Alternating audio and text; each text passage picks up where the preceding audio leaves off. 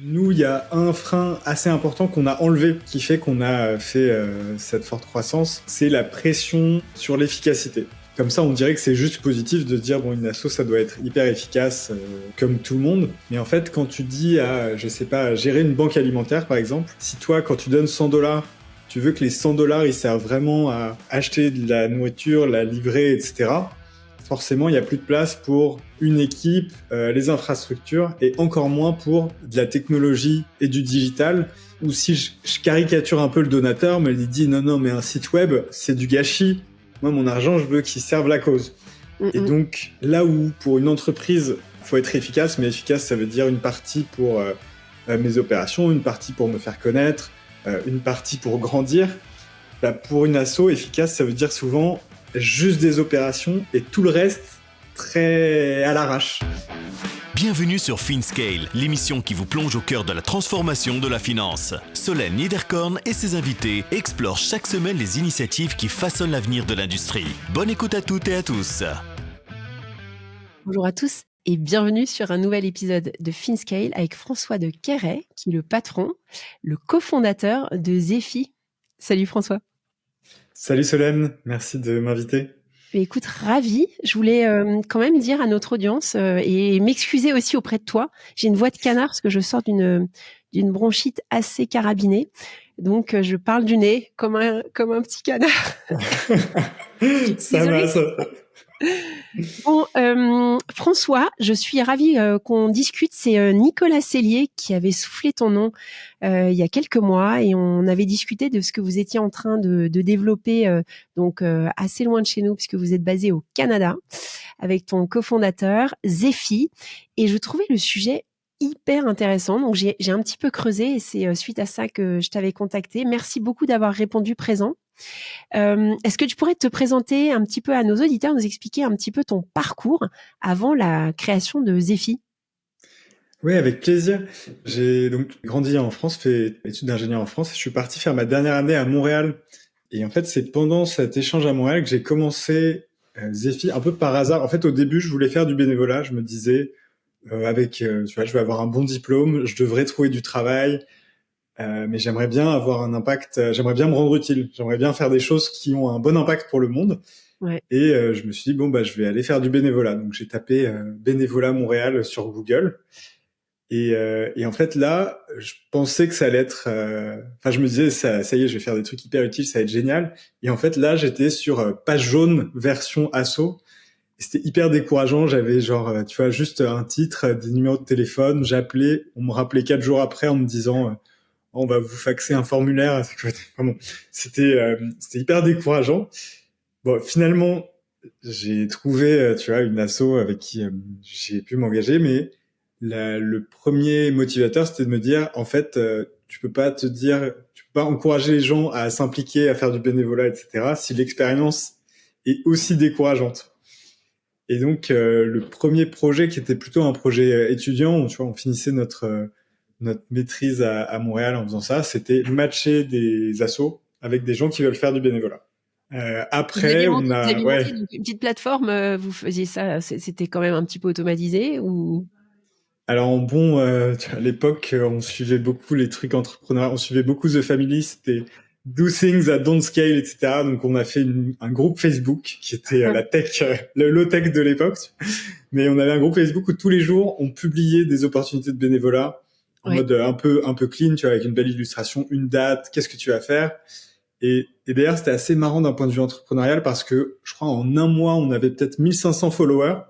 Et donc, on était hyper excités, genre, ok, ça y est, on va motiver plein de gens. Mais en fait, les gens qui venaient vraiment faire du bénévolat, c'était quasiment mon cofondateur, moi et nos potes les plus sympas.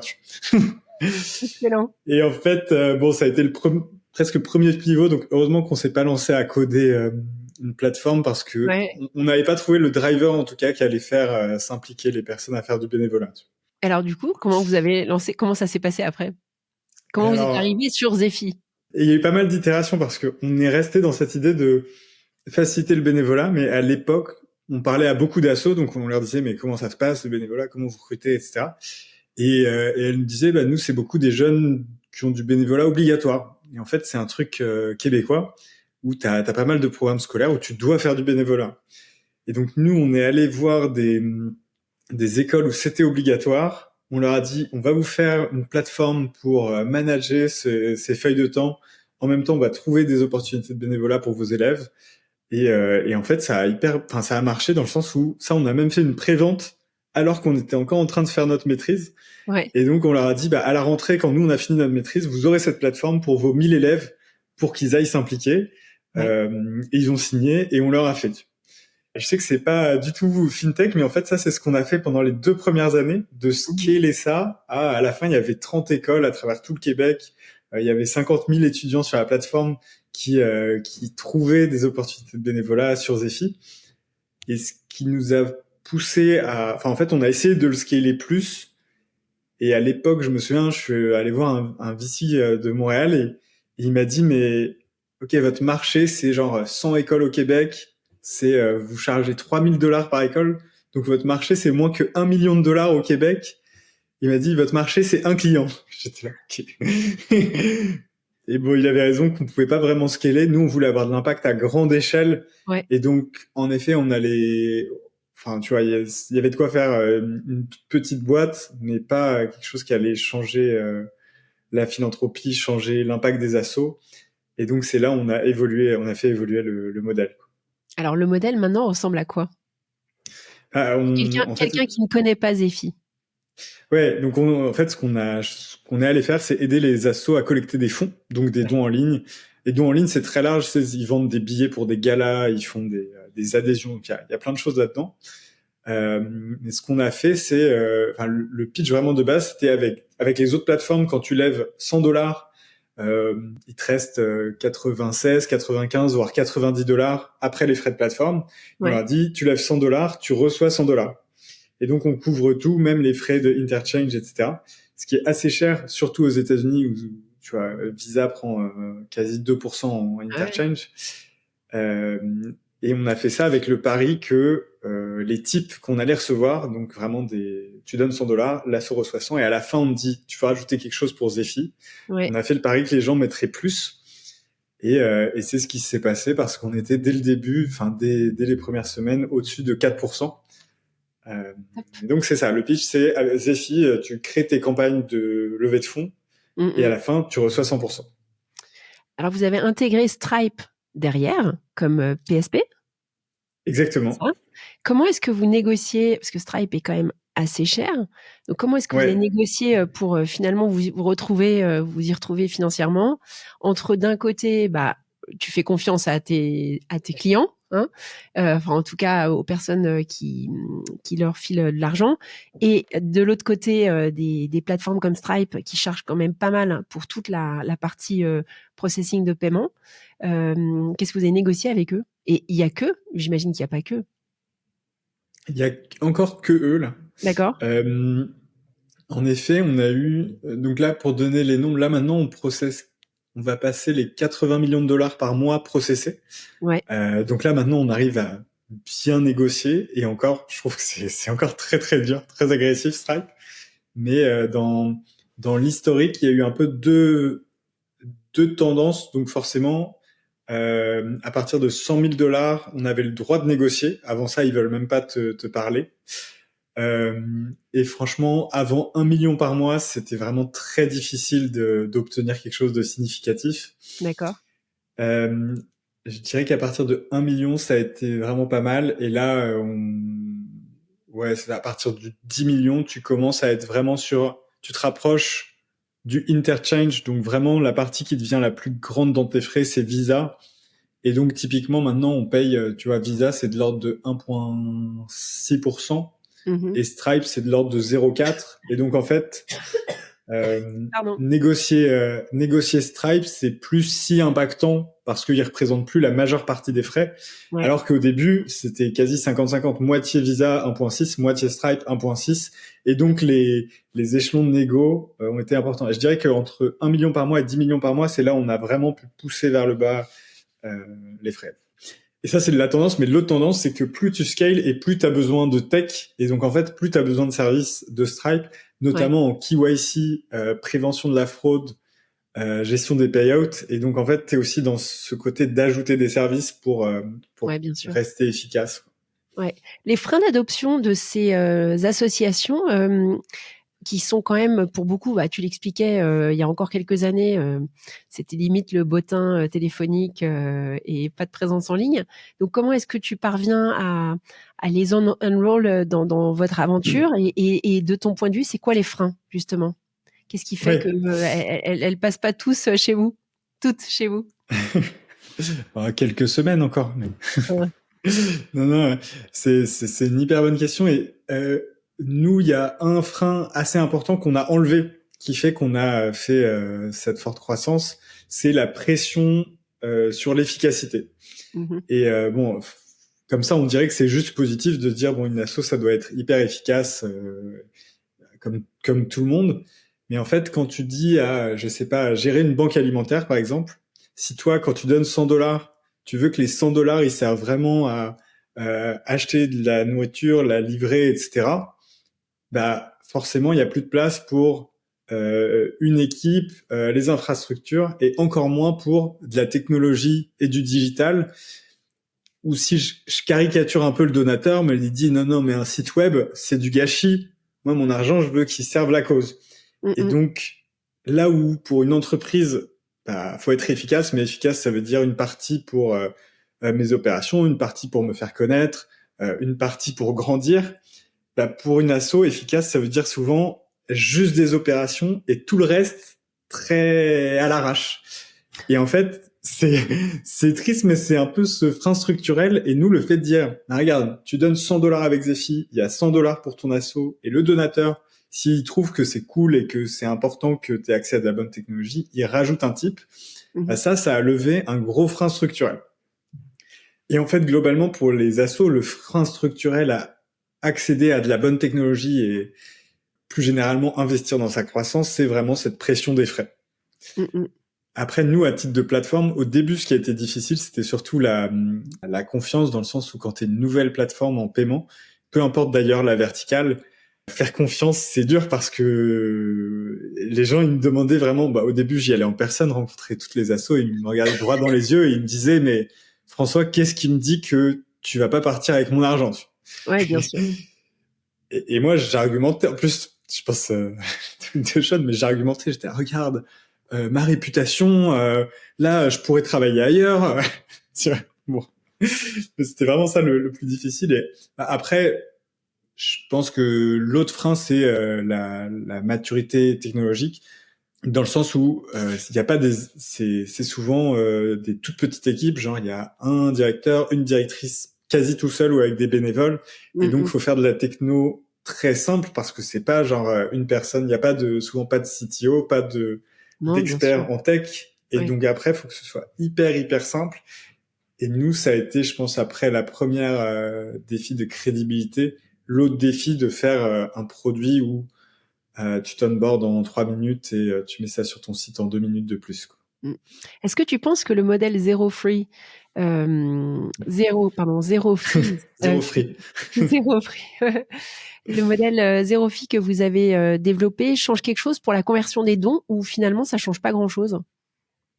Alors c'est une hyper bonne question qu'on s'est beaucoup posée parce que bah, notre grande peur c'était est-ce qu'un donateur va drop out non seulement en type mais pour l'assaut, et ça c'est hyper grave. Et en fait c'est la variable sur laquelle nous on a pas mal joué avec la manière dont on demande la contribution à Zephy, et en fait il y a très peu d'impact sur le taux de conversion. Mm, mm. Beaucoup moins par exemple que des trucs de UX, genre ajouter des clics, avoir Apple Pay, Google Pay, ou être hyper responsive, finalement avec beaucoup plus d'impact que ce côté-là, Mm, de dire que tout l'argent va à l'assaut. mm. C'est marrant parce que je l'ai fait il y a 10 minutes. Alors pas chez toi, mais Ah, chez un concurrent européen. oui, Et j'étais très à l'aise avec je me sentais d'ailleurs très mal à l'aise de rien mettre, tu vois, pour le ouais. prestataire.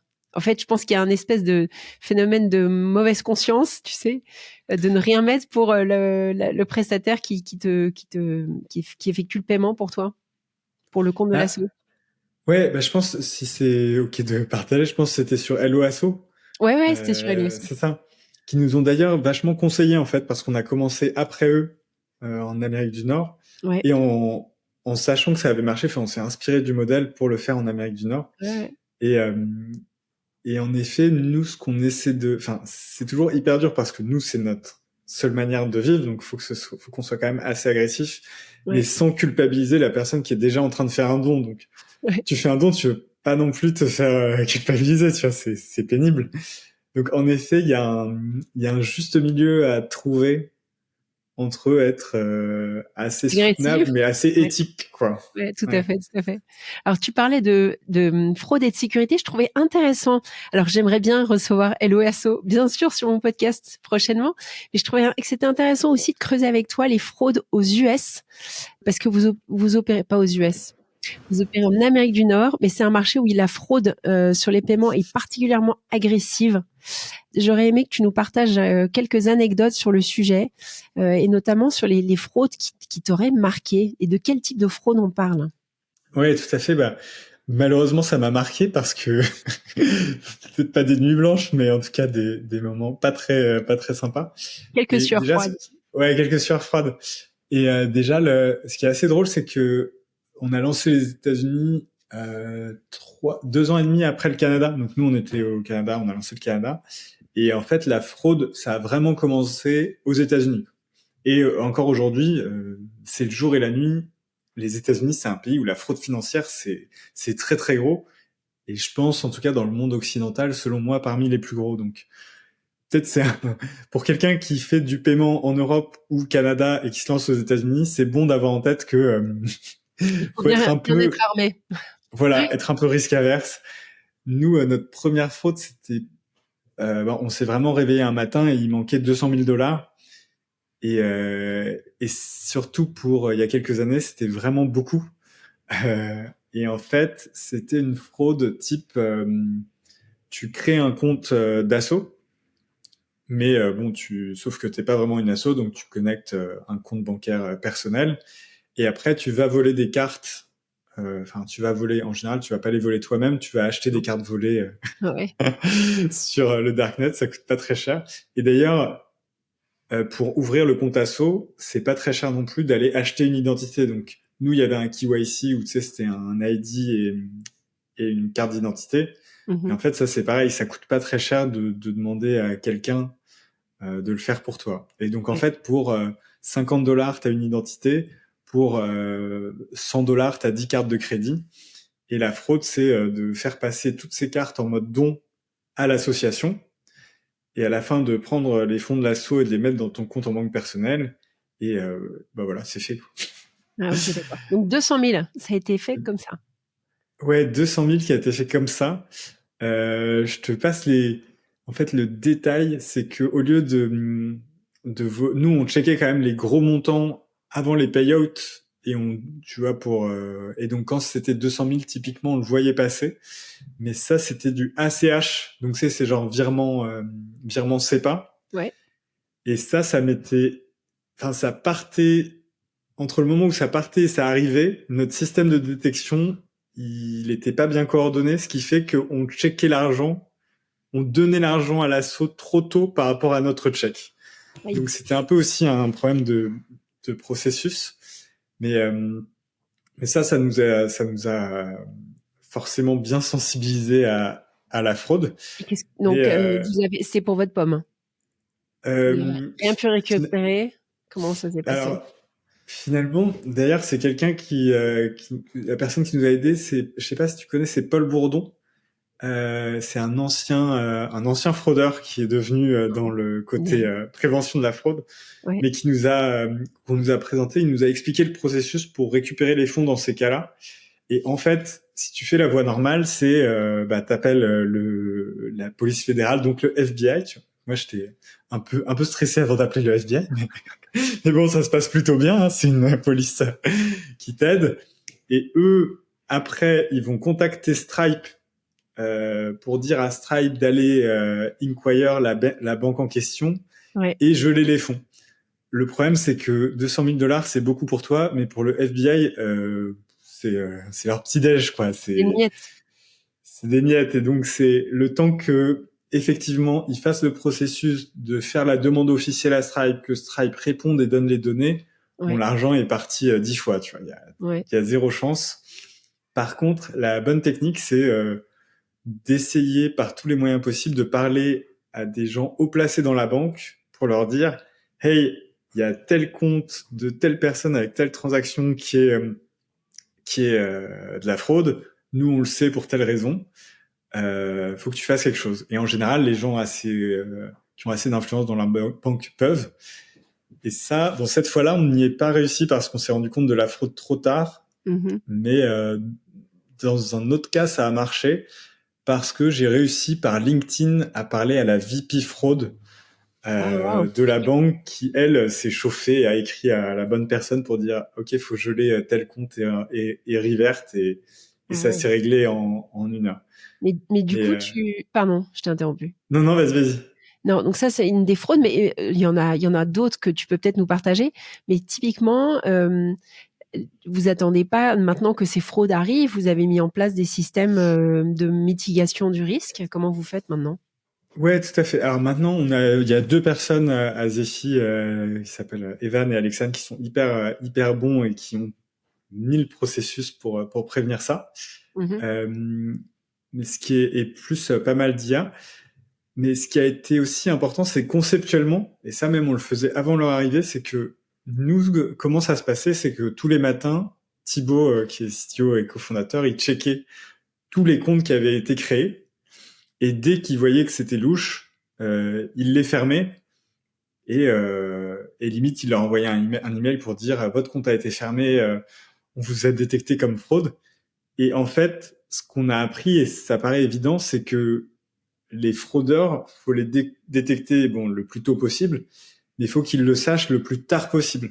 Parce que, en gros, Thibaut, il fermait 5 comptes le matin, une demi-heure plus tard, les fraudeurs avaient non seulement, ils avaient capté qu'ils avaient été bloqués, souvent ils avaient capté pourquoi, et donc ils réessayaient avec 5 nouveaux comptes, limite un peu différents.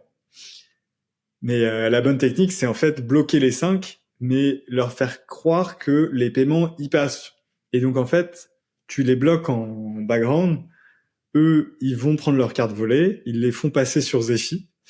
Là, tu sais que ça a l'air exactement la même expérience. Donc si un fraudeur habituellement, il a une carte sur 2 qui est bloquée parce que les cartes ont été gelées entre-temps, tu sais qu'il y a encore une carte sur 2 qui passe. Ouais. Et après, ils ont leur délai de payout. Et là, limite, t'essaies qu'il y a un petit délai pour qu'ils perdent encore une semaine. Enfin bref, ça prend plein de temps. Et du coup, au bout de 3 semaines, ils croient qu'ils vont recevoir le virement de $100,000, mais ils l'ont pas. Et en fait, ils doivent recommencer, mais leur cycle d'apprentissage, c'est plus un jour, c'est 3 semaines. D'accord. Et donc, en fait, ils vont sur une plateforme un peu moins bonne et petit à petit, tu les perds comme ça. Comment t'expliques qu'aux États-Unis, il y a beaucoup plus de fraude qu'en Europe ou au Canada? C'est vraiment une très bonne question. Je me la suis jamais posée. T'en penserais quoi, toi? C'est quoi ton hypothèse? Plus d'inégalité, peut-être. Mais si on parlait de SEPA tout à l'heure. Avec SEPA, tout est harmonisé. Aux États-Unis, des équivalents de SEPA, il y en a plein, suivant la taille de l'entreprise. Donc c'est assez hétérogène. Je pense qu'il y a de ça aussi, hein, non? Oui, t'as raison. Et puis aussi, ouvrir un compte en banque, c'est hyper facile. Enfin, c'est beaucoup moins régulé aussi que les autres pays. Tu peux ouvrir un compte en banque avec, je crois, juste une adresse et un numéro de téléphone. Tu vois. Donc c'est beaucoup plus facile d'aller. Enfin, l'accès à la fraude, je pense, c'est beaucoup plus facile. Ouais. C'est sûr qu'il y a des fraudes, il y en a eu pas mal. Une autre qui nous a fait très peur et qui a coûté finalement 0, mais c'était le même ordre de grandeur. D'un coup, on voit, je pense, ces $100,000 disparaître.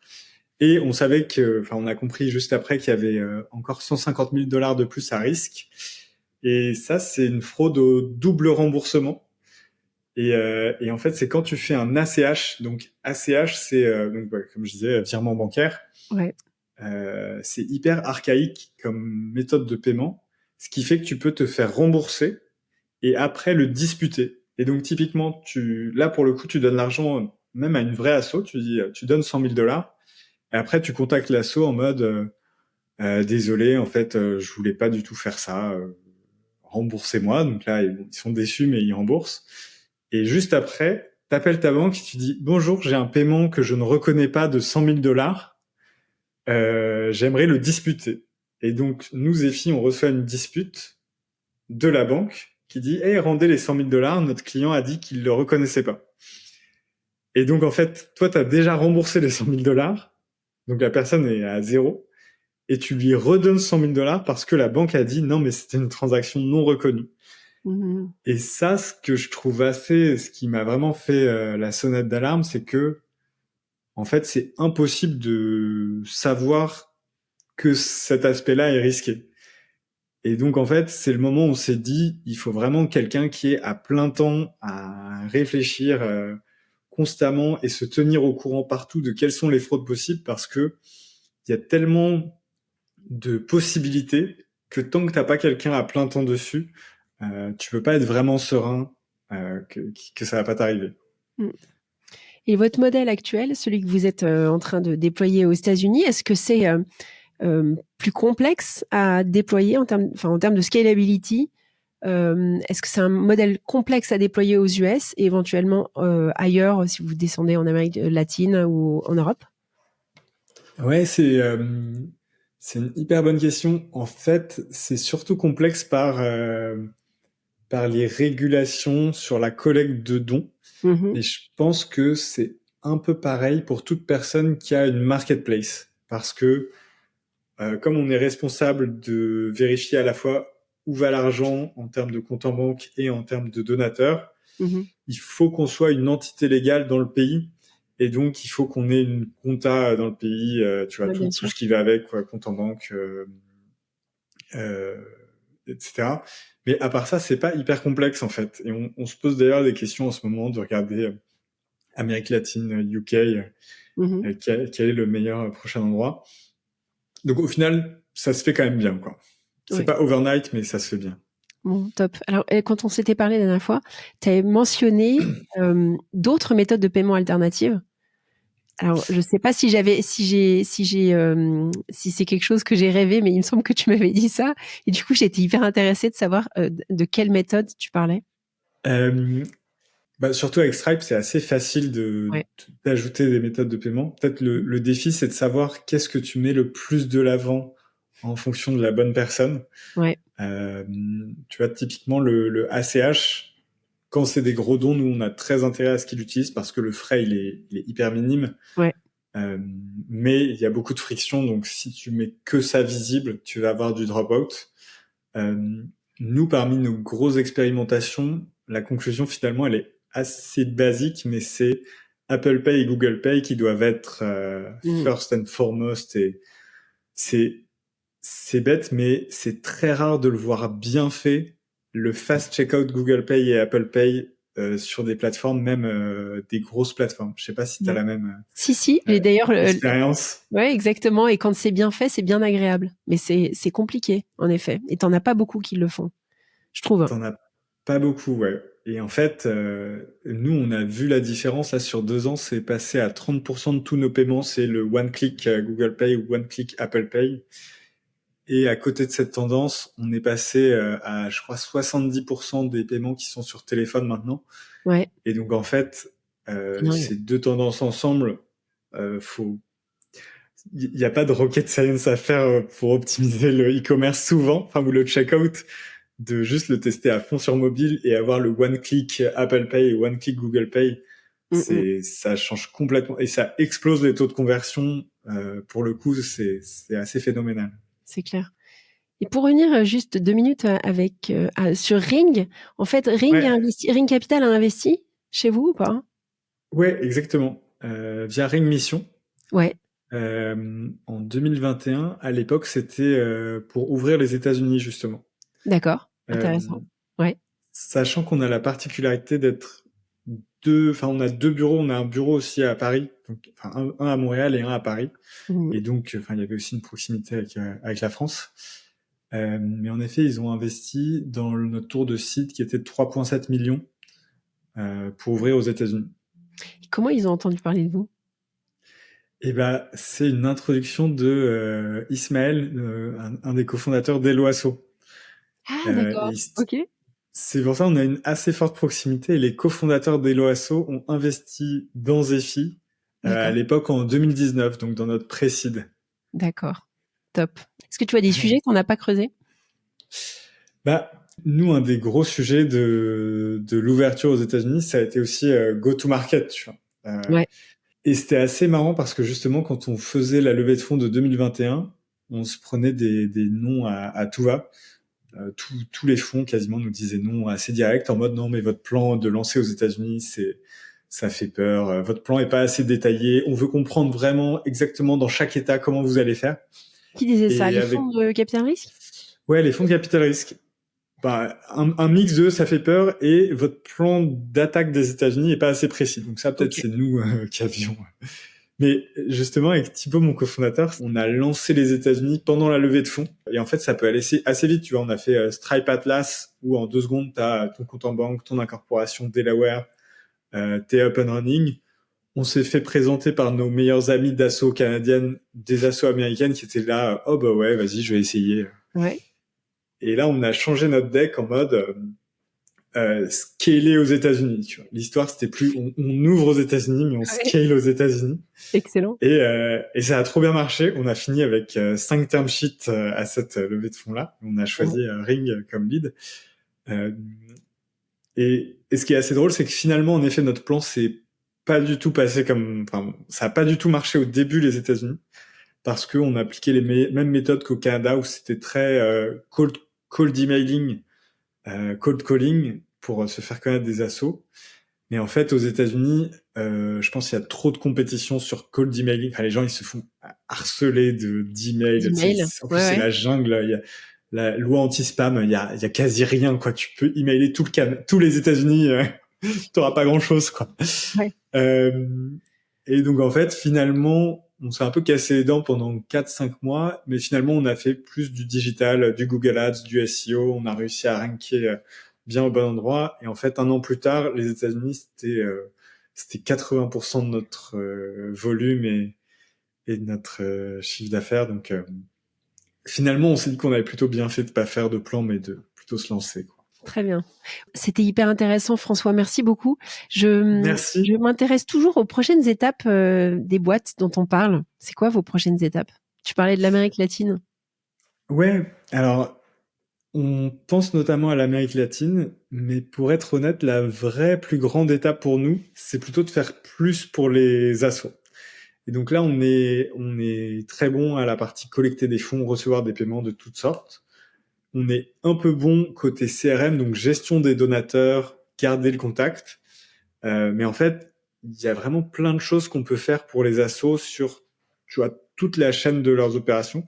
Moi, je pense souvent à Shopify où, tu vois, tu veux lancer un magasin de chaussures. En fait, tu vas trouver tes fournisseurs, gérer tes livraisons, faire la vente, faire le CRM, faire le marketing au même endroit. Mhm. Et en fait, nous, on voit aujourd'hui les assos qui ont une stack technologique très petite, bah, pour les raisons qu'on a discutées. Ouais. Et donc, moi, mon rêve, c'est que elles arrivent, que ce soit, bah, tu lances ton asso avec Zephy, en mode Stripe Atlas, tu collectes des fonds, tu utilises Zephy comme compte en banque, ce qui Ouais. a beaucoup d'avantages, mais notamment un reporting à 360. Tu vois, tu peux dire où est-ce que les dons sont rentrés, mais où est-ce qu'ils sont sortis. Mhm. Et tu mesures ton impact et tu fais ta compta. Tu vois. Et donc, nous, notre gros projet, notre gros rêve, c'est que les assos soient ultra efficaces parce que elles ont une plateforme avec de la bonne tech facile à utiliser sur toute la chaîne de valeur. Ouais. Et ça, c'est Donc Horizon? Horizon. ça, le compte en banque, c'est la semaine prochaine. Ah, ok, d'accord. c'est, Horizon maintenant, quoi. je vends pas trop l'avenir, mais il y a des blocs, tu vois, le mesure d'impact, reporting et tout le reste du marketing, c'est dans les années, enfin, c'est horizon 2-3 ans où on veut que Zephy soit presque plus tant une plateforme de levée de fonds, Ouais. mais le operating system de ton association. Top. Génial. Bon, François, merci beaucoup. Je te demanderai en mot de la fin de nous faire des recommandations de lecture ou de podcast. Qu'est-ce que tu nous recommandes? Ouais, pour le livre, j'ai hésité parce que je vais recommander. Bon, si je recommande un livre américain, ce serait No Rules Rules, le livre sur la culture de Netflix, Ouais. que j'ai trouvé, qui m'a vraiment sensibilisé à l'importance de la densité de talents, quoi, et d'avoir des top talents et de les rendre libres. Je trouve que c'est assez génial. Et comme podcast, celui que j'écoute beaucoup, c'est Charles Pépin. C'est une philosophie pratique. Ouais. C'est pas le premier. Je l'ai encore jamais écouté. C'est vrai? Ouais. Je me suis dit que j'allais être original. Désolée. Non, mais et je trouve que dans le management, il y a quand même beaucoup de psychologie et de philosophie. Tu vois, finalement, d'être un peu avoir une réflexion assez profonde, et donc je trouve ça assez bon comme podcast. Top. C'était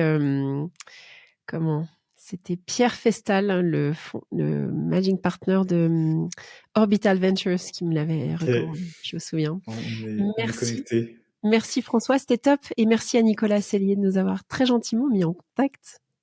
Merci Solène, c'était super. À bientôt. Bye. Merci d'avoir suivi FinScale. Abonnez-vous à la newsletter sur Substack pour ne rien manquer des dernières innovations. Retrouvez aussi le podcast en audio sur toutes les plateformes d'écoute et en vidéo sur YouTube. À très vite avec Solène Niederkorn.